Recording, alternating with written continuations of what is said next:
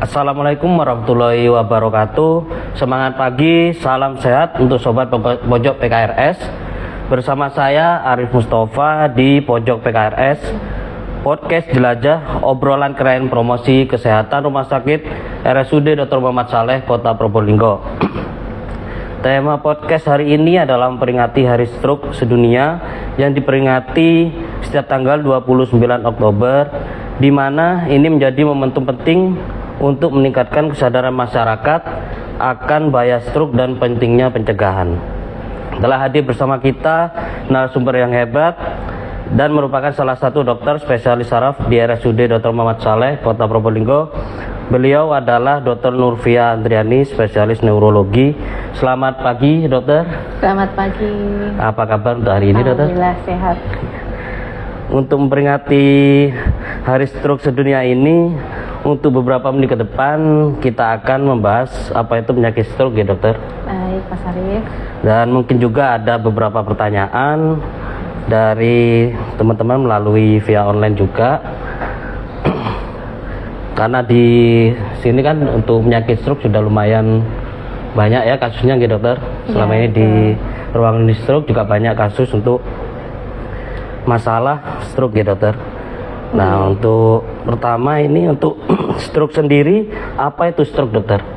Jadi untuk stroke itu adalah suatu tanda-tanda klinis yang cepat atau mendadak pada gangguan saraf, yaitu bisa terjadi menyeluruh atau sebagian, yang berlangsung lebih dari 24 jam atau lebih, yang menyebabkan kematian yang disebabkan oleh gangguan vaskuler atau pembuluh darah. Ya. Kemudian semuanya itu berlangsung, kata kuncinya itu mendadak, semua gangguan yang mendadak. Seperti itu, Mas Arif. Berarti dari penyebabnya dari vaskuler, dari pembuluh darah. Ya, karena itu gejalanya pasti mendadak, karena itu gangguannya di pembuluh darah otak. Oke. Ya. Untuk gejala stroke sendiri? Gejala stroke sendiri kita ada ini, supaya gampang ya diingat oleh masyarakat awam, segera ke RS. Ya. Se-nya itu senyum asimetris. Jadi kalau Mas Arif senyumnya tiba-tiba mencong ya, asimetris, mendadak, harus segera konsultasi atau dibawa ke rumah sakit. Terus gerak separuh badan lemah. Jadi lemah separuh badan itu juga salah satu tanda dari stroke. Itu juga harus segera ke rumah sakit. Ya, segera. Bicaranya jadi pelo. Bicaranya jadi pelo, susah untuk bicara bisa juga. Jadi ada pelo, ada yang mau bicara itu nggak keluar suaranya, atau ngerti tapi nggak bisa ngomong. Ya, itu nanti harus diperiksa ke rumah sakit. Kemudian R-nya yang kedua, yang RS-nya itu adalah rabun, tiba-tiba penglihatan kabur atau tiba-tiba hilang penglihatannya. Itu juga dari pembuluh darah di otak, jadi harus segera periksa. Yang S-nya terakhir adalah sakit kepala, nyeri kepala hebat ya, sampai nggak bisa tidur, biasanya kejadiannya malam ya, atau nyeri kepala hebat sampai nggak bisa melakukan aktivitas, harus segera ke rumah sakit. Jadi tanda-tanda segera ke RS itu berarti benar-benar harus ke rumah sakit, langsung ke IGD karena ini kegawatan. Harapannya langsung segera ke Rumah Sakit Muhammad Saleh Kota Probolinggo kalau ada gejala ini, untuk masyarakat Kota Probolinggo, karena kami yang menyediakan CT scan kepala, karena harus segera ditangani, harus diketahui nanti stroke-nya seperti itu. Dan tata laksananya tergantung nanti jenis stroke-nya. Ya. Berarti itu untuk yang perlu diketahui, ya, dokter, untuk masyarakat sehat semua yang di Probolinggo, kalau memang ada gejala seperti yang tadi, segera dibawa ke rumah sakit. Dan ke IGD. Jangan nunggu pollingnya Dr. Nurvia buka. Harus ke IGD. Betul. Untuk jenis stroke sendiri, dokter, itu ada berapa? Tadi kan gejala tadi ya sudah ya, segera ke RS, harus dibawa ke UGD. Kita lakukan CT scan kepala tanpa kontras. Nanti dari CT scan ada jenisnya. Stroke itu ada stroke perdarahan, dan stroke sumbatan. Yang terbesar adalah sumbatan sekitar 87%. Ya, dari stroke sumbatan itu nanti kita lakukan tata laksana cepat. Ya, kita sudah akan memulai tata laksana cepat yaitu trombolisis. Jadi harapannya nanti segera ditangani, segera sumbatannya itu bisa diluruhkan sehingga keluhan neurologisnya, keluhan perotnya, keluhan bicara pelonya, keluhan motoriknya terutama itu tidak memberat. Seperti itu, Mas. Jadi ada dua jenis, cuma yang tersering memang yang sumbatan. Berarti 87%. dari stroke sendiri ada 2 jenis gitu, Dua Dokter? jenis, ya. Ada dari penyumbatan dan juga pendarahan. Nggih. Untuk yang penyumbatan memang harus segera dibawa gitu, Dokter? Ya, semuanya segera sih. Cuma kita kalau yang sumbatan itu ada golden time-nya, jadi harus segera dibawa ke rumah sakit supaya segera tata laksananya segera, jadinya tidak menimbulkan kecacatan permanen. Nah, itu. Oke, untuk berikutnya Dokter, untuk pencegahan stroke sendiri. Pencegahan stroke. Jadi untuk pencegahan stroke itu faktor resiko ya. Faktor resiko itu kita bisa lihat dari faktor resikonya. Yang pertama yang tidak bisa kita ubah ya, usia. Mungkin ya usia semakin tua resikonya dilihat lebih dari 55 tahun itu resiko stroke-nya memang tinggi. Kemudian laki-laki, Mas Arif, lebih beresiko ya, secara penelitian memang lebih beresiko laki-laki untuk stroke. Kemudian secara ras memang yang kulit hitam ya dibanding kulit putih, tapi ini secara epidemiologi aja ya. Kemudian genetik, genetik bisa. Kemudian riwayat stroke sebelumnya. Nah, kemudian untuk yang bisa dimodifikasi, jadi kita bisa mencegah itu tekanan darah. Tekanan darah tinggi ini beresiko, sehingga yang punya ini gejala tekanan darah tinggi harus segera konsultasi. Bisa di fase 1 dulu puskesmas. Kalau kok masih bandel bisa dirujuk ke rumah sakit. Kemudian kolesterolnya biasanya kan ada ya pemeriksaan di fase 1 di klinik itu, kalau kolesterolnya tinggi segera diobati. Kemudian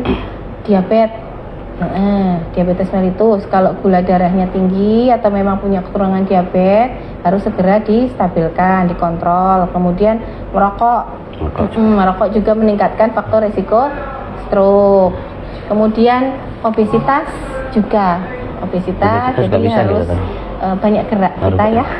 Betul. Kemudian aktivitas fisik yang kurang itu bisa meningkatkan risiko dari stroke. Kemudian diet tidak sehat ya, diet tidak sehat, terlalu asin ya, banyak mengandung minyak, santan tiap hari mintanya nasi padang gitu ya. gitu itu jadi harus diatur diet kita, tidak banyak makanan-makanan yang berpengawet juga, junk food seperti itu. Berarti termasuk banyak juga ya, Dokter, untuk pencegahannya ya. Termasuk obesitas gitu, Dokter. Iya, betul. Kalau saya termasuk obesitas, bukan, Dokter. Bukan gitu, Dokter. Kita jalan aja. Jalan-jalan ke rumah sakit. Ini ada pertanyaan gitu, Dokter. Iya. Sudah ada pertanyaan. Iya. Dari Ulfi Hidayah. Bel palsi beda dengan stroke ringan ya, kan senyum asimetris. Gitu. Oh iya, baik, terima kasih Mbak Ulfi. Dari Mbak Ulfi. Gitu. Mbak Ulfi. Jadi untuk bel palsi itu sama-sama kelemahan di saraf wajah, saraf 7. Cuma bel palsi itu saraf ini apa yang perifer. Kalau yang stroke itu nervus saraf wajahnya itu yang sentral. Nah, untuk membedakan itu memang harus periksa tetepan ya. Kalau ragu tengah malam seperti itu, daripada ragu ya bel palsi atau stroke, nggak apa-apa, langsung ke rumah sakit daripada salah kan.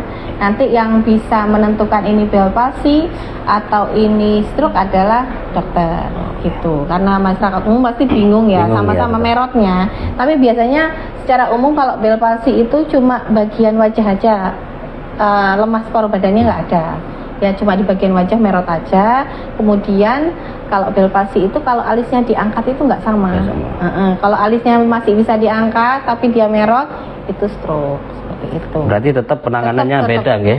Beda tetap. Kalau bel palsi biasanya bisa nanti lewat rawat jalan, atau kalau langsung terlanjur ke UGD nanti pulang kemudian kontrol ke polisaraf bisa.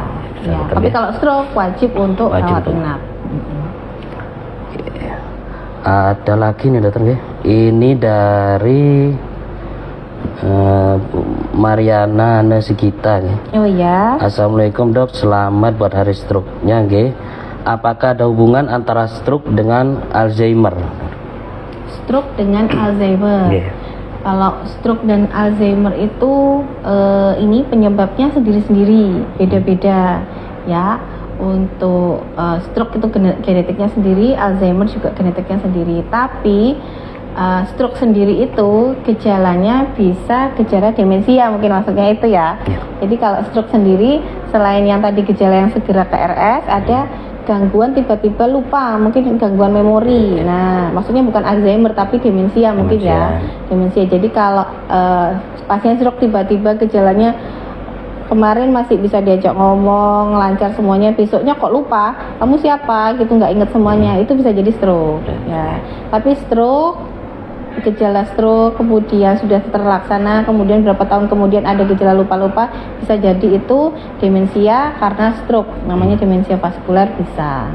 Seperti itu. Berarti intinya Kalau memang Alzheimer itu sendiri beda sih. Kalau Alzheimer itu beda penyebab, beda secara genetik juga beda. Kalau demensia bisa ada demensia kena stroke, demensia vaskular. berarti memang beda gitu dokter. Biasanya kalau ke stroke itu biasanya mendadak ya. Mendadak. Untuk kejadiannya ya. Ya betul. Terus untuk berikutnya gitu dokter. Ini mengapa waktu time is brain sangat kritis dalam penanganan stroke? Ya, jadi motonya ini Dokter Saraf itu time is brain ya, karena kalau stroke penyumbatan itu sejak mulai gejala dia lemas paruh badan atau merot seperti itu harus segera ke rumah sakit. Kenapa? Kita punya batas waktu 4,5 jam. Ya, kurang dari 4,5 jam kita bisa lakukan tindakan namanya trombolisis. Kita masukkan obat lewat infus untuk meluruskan sumbatannya. Harapannya kecacatannya itu tidak permanen, segera teratasi seperti itu. Jadi berlomba-lomba sama waktu. Jadi jangan hari ini ada gejala lumpuh separuh badan baru besok dibawa, seperti itu sudah terlambat. Jadi harus segera secepatnya dibawa ke rumah sakit. Ya, harus segera ditangani. Makanya itu motonya, jargonnya ya time is brain, karena waktu itu untuk tata laksana itu sangat penting. Kalau sudah lebih dari 4,5 jam, tata laksananya lebih sulit. Itu. Dan resiko untuk kecacatannya juga meningkat. Karena stroke itu secara epidemiologis itu 1 dari 4 orang itu kena stroke seluruh dunia ya. Kemudian nomor 1 penyebab kecacatan, nomor 2 untuk kematian setelah penyakit jantung. Ya, jadi harus terdeteksi lebih cepat, kemudian harus segera ditangani seperti itu. Makanya kita time is brain seperti itu. Berarti untuk sebuah tambahan untuk pengetahuan gitu dokter. Iya betul. Jadi segera ke rumah sakit sehingga neuron-neuron di otaknya itu segera terselamatkan. Kan karena stroke itu kan kematian di jaringan otaknya karena sumbatan. Jadi semakin cepat dibawa, semakin cepat ditangani, harapannya kematian selnya juga tidak tambah luas. Tidak tambah luas gitu dokter. Iya. Bisa segera diatasi ya intinya dokter ya. Iya. Setelah tadi kita bahas untuk semuanya gitu dokter, masalah-masalah tentang penyakit stroke, kan pasti ada jangka panjang itu dokter untuk penyakit stroke sendiri untuk perawatannya gitu. Ya betul. Nah ini terutama ada dari pasca stroke sendiri dokter ya. Tujuan utama rehabilitasi pasca stroke kapan seharusnya dimulai gitu dokter? Kalau rehabilitasi itu, kalau untuk stroke perdarahan, biasanya kita tunggu pasien stabil atau hari kelima setelah mulai gejalanya. Hari kelima. Tapi kalau sumbatan itu langsung bisa selama catatannya pasiennya stabil, kemudian tekanan darahnya tidak terlalu tinggi. Kita bisa mulai segera untuk rehabilitasi medis. Ya. Kemudian setelah perawatan nanti sudah stabil, dilanjutkan ke rumah, juga tetap kita harus melakukan rehabilitasi medis. Karena apa? Karena pasien itu cenderung kan tirah baring lama ya, yang lumpuh itu mencegah komplikasi. Jadi harus dimiring kanan, miring kiri. Takutnya kalau tirah baring lama luka seperti itu. Kemudian mencegah supaya otot-ototnya tidak mengecil seperti itu. Yang sudah tirah baring lama itu, terutama itu luka dekubitusnya, luka di bawah biasanya di bagian pantat ya, punggung bawah. Kemudian ini mencegah supaya pasiennya otot-ototnya tidak mengecil, jadi masih bisa untuk kita lakukan rehabilitasi medis seperti itu. Jadi setelah di rumah sakit dilanjutkan di rumah sama keluarga atau bisa memanggil fisioterapis ke rumah. Berarti memang sangat penting ya dokter untuk betul. Stroke, karena dari pasien stroke sendiri kan memang mobilisasinya berkurang ya. Ya jadi untuk penanganannya memang butuh rehabilitasi medik. Ya betul. Jadi harus holistik di rumah sakit ditangani, setelah pulang lanjutannya oleh keluarga atau manggil gitu. Atau bisa dibantu oleh tenaga perawat yang terdekat, fisioterapis yang terdekat seperti itu. Untuk kiat-kiat praktis bagi penderita stroke untuk menjaga motivasi dan semangat selama pemulihan yang panjang itu apa aja dokter kira-kira untuk? Ya, untuk menjaga semangat berarti kita untuk pasien kalau kena stroke itu cenderung down ya, cenderung saya bisa gerak lagi atau tidak seperti itu. Jadi untuk menjaga semangatnya keluarga sih yang penting, keluarga harus mendampingi setiap saat menyemangati, karena kalau hanya pasien sendiri pasti dari mulai bisa jalan jadi nggak bisa jalan, jadi down. Jadi harus ada penyemangat dari keluarga atau dari anak, istri atau suami, itu yang paling penting. Jadi pasien bisa termotivasi ya, jangan sudah sakit terus ditinggal seperti itu. Jadi waktu kontrol didampingi seperti itu. Jadi motivasinya terutama dari keluarga terdekat. Keluarga terdekat berarti dokter ya? Iya betul. Ini ada pertanyaan lagi dokter. Dari Mariana Karunia Ningtyas ya. Iya. Apakah pasien sudah pernah stroke masih bisa terkena stroke lagi, dokter? Ya, jadi pasien yang sudah kena stroke, kalau faktor risiko yang tadi saya sebutkan masih bisa belum terkontrol ya. Tadi sudah banyak ya yang bisa dimodifikasi, itu seperti hipertensi, kolesterol, kemudian aktivitas fisiknya seperti apa, merokok seperti itu belum terkontrol, itu sangat mungkin terjadi stroke kedua. Yang itu yang kita harus berikan pengertian kepada pasien. Jadi harus menjaga pola hidup terutama itu. Jadi supaya tidak terjadi stroke yang kedua, ketiga, keempat ya. Karena kalau sudah yang kesekian itu gejalanya lebih parah. Jadi memang sebenarnya harus dihindari gitu untuk serangan kedua atau sampai serangan ketiga. Kita harus ada pencegahan yang betul. Dengan cara tadi itu ya dokter ya. Ya, dengan beberapa pengendalian dari pola hidup sih sebenarnya ya, yang semuanya itu tadi yang tak sebutkan dari pola hidup. Terus Mas Iwo, ini lumayan banyak ini yang pertanyaannya dokter. Iya. Ini dari Sri Rahayu. Iya. Assalamualaikum dokter Via, izin bertanya hubungan penyakit jantung bawaan pada anak dengan stroke emboli. Matur nuwun dokter. Penyakit jantung bawaan. Kalau pasien penyakit jantung bawaan kan memang dari kecil ya. Itu karena katup jantungnya bermasalah ya. Jadi biasanya kita katup kanan dan kiri ya itu tercampur. Jadi kalau ada penyakit jantung bawaan, resiko terjadinya gangguan di otak itu malah lebih ke abses biasanya, abses cerebri. Untuk stroke emboli sebenarnya ada, tapi jarang sekali, kecuali disertai juga ada gangguan irama jantung sehingga menyebabkan stroke emboli. Kalau yang tersering kalau ada penyakit jantung bawaan ya itu biasanya karena darahnya bercampur cenderung bisa terjadi infeksi juga naik ke otak, abses cerebri. Tapi kalau ada kasus, wah itu bagus itu kasusnya buat penelitian.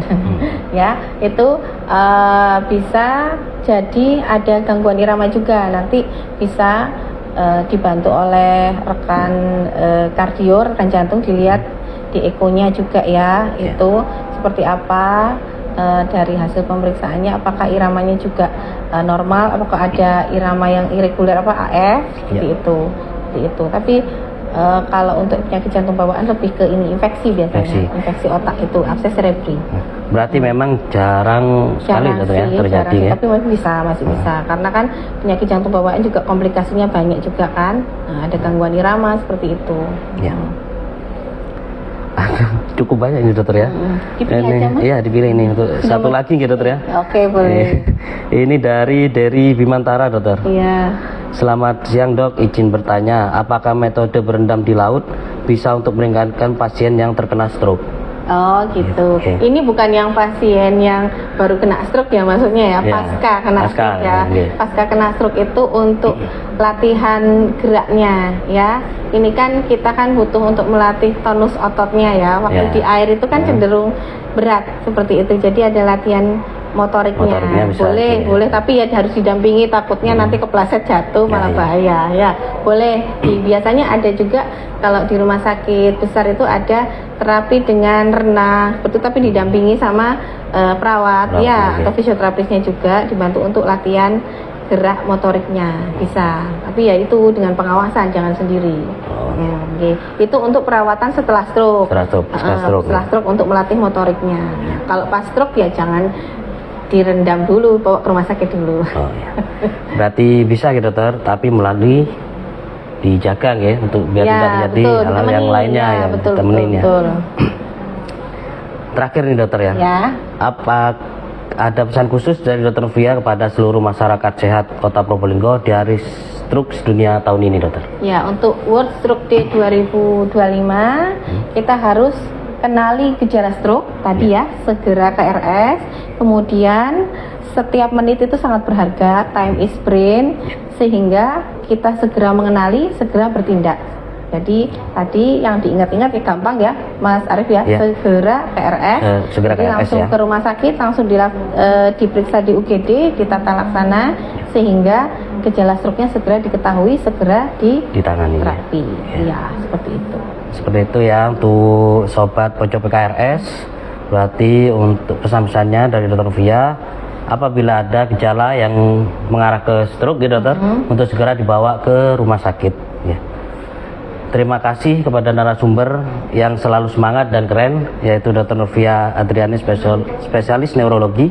Semoga selalu diberikan kesehatan sehingga dapat memberikan ilmu-ilmu yang bermanfaat selanjutnya gitu dokter. Demikian pojok PKRS, podcast jelajah obrolan keren promosi kesehatan rumah sakit RSUD Dr. Muhammad Saleh Kota Probolinggo. Izinkan saya Arif Mustafa bersama kru dari tim PKRS undur diri. Wassalamualaikum warahmatullahi wabarakatuh.